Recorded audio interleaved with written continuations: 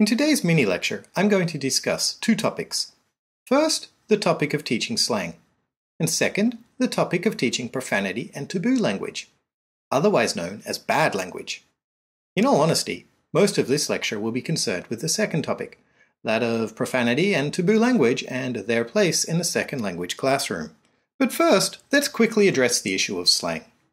I've decided to do a mini-lecture on this topic because many of my adult students and teenage students alike think that slang is actually bad language, or that it is somewhat inferior to standard or dictionary English. To add to this, I have also met teachers who refuse to teach slang even if it is part of the input or text being studied. This is because they believe that only uneducated or young hip people use this type of language.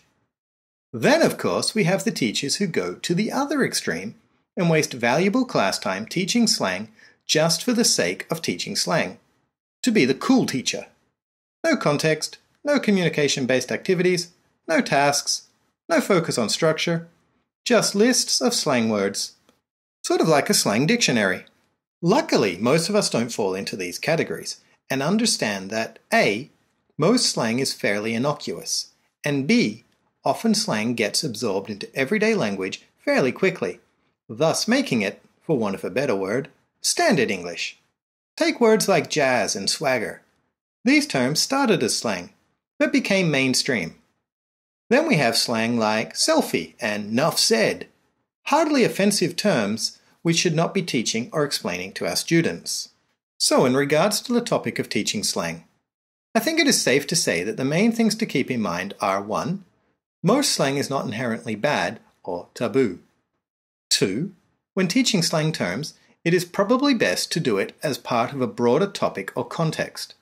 For example, slang used between friends as greetings, hip-hop slang, frat boy slang, etc. And 3. Remember to teach your students not just the meaning of the word or phrase, but also the how, when, where, and why of usage. This is because, although slang is usually not offensive, it is still largely a style of language reserved for certain contexts and situations. And talking about language that is related to context and situation, let us now discuss the issue of profanity and taboo language in a second language classroom. First things first. When I talk about the issue of profanity and taboo language in the classroom, I'm talking about this issue in adult language classes only, in classes where the students are considered adults in their own society.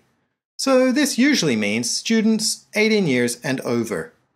For the sake of transparency, I will say that yes, I do teach my adult students about profanity and taboo language.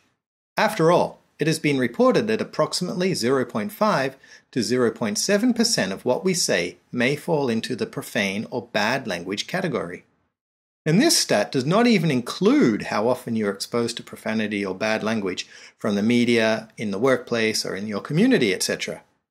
And yes, you may have noticed that I said I teach my students about profanity and taboo language. That means I do not just sit around teaching my students lists of swear or curse words. Not at all. What it means is I explain the different types of language that may be considered profane or taboo, and then explain the reasons or ways that these words and expressions are used in English. I follow this up with some examples of profanity from the Bible, from famous poets, from presidents, from William Shakespeare, from book titles, and from songs, etc. I do this to show how prevalent profanity really is in society, and how it can be used for humor, to make a point, to express emotion, or for a host of other reasons. I then try to dispel many of the myths regarding profanity and taboo language. Myths like swearing shows a lack of intelligence, or swearing shows a lack of creativity, etc. Finally, I highlight some of the more interesting facts about bad language. For example, did you know most children learn their first swear word before the age of 6? Or that swearing changes as society changes? The reason I take this approach is because my role as a teacher is to help my students communicate better in English, or, at the very least, help them understand the messages being communicated around them. The method I use illustrates the prevalence of profanity in the English language, and highlights how profanity is not always used to offend.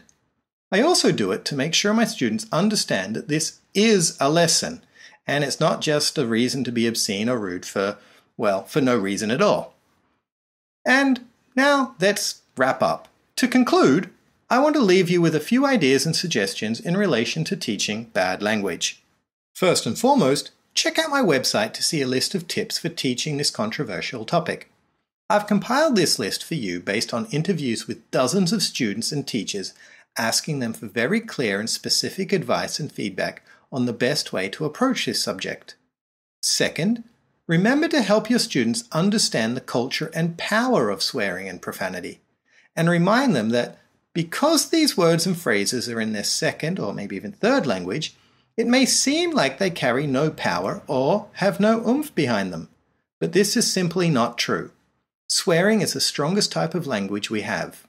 Well, swearing and profanity, taboo language, bad language, it's the strongest language we have.